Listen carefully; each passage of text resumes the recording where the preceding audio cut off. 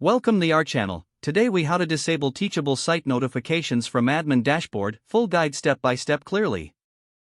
To disable Teachable site notifications from the admin dashboard, first, log into your Teachable account. Navigate to the admin dashboard. In the left sidebar, locate and click on the Settings option. Within the Settings menu, find the Notifications tab.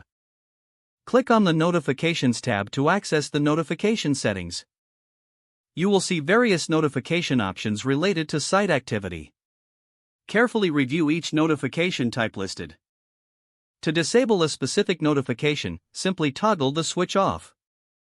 Confirm the change by ensuring the switch is gray and not blue.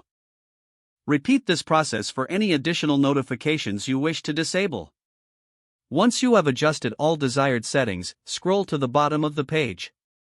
Click on the Save button to apply your changes. After saving, double-check that the notifications you disabled no longer show as active. You have successfully disabled site notifications from the admin dashboard. If the page does not load, refresh the browser or try again in a private or incognito window. Make sure you are using the correct email address, then retype it carefully to avoid small typos. If your password is not accepted, use the reset option and create a new strong password you can remember.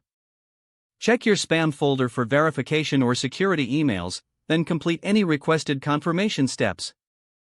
Enable two-factor authentication if available to improve account security and reduce unauthorized access risk. After signing in, review your profile details so your contact information and settings are accurate and current.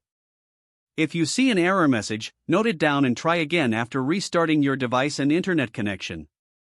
Log out when you finish, especially on shared devices, to keep your account and payment information secure. If the page does not load, refresh the browser or try again in a private or incognito window. Make sure you are using the correct email address, then retype it carefully to avoid small typos. If your password is not accepted, use the reset option and create a new strong password you can remember. Check your spam folder for verification or security emails, then complete any requested confirmation steps. Enable two-factor authentication if available to improve account security and reduce unauthorized access risk. After signing in, review your profile details so your contact information and settings are accurate and current. Don't forget to like this video and subscribe to our channel for more step-by-step tech guides.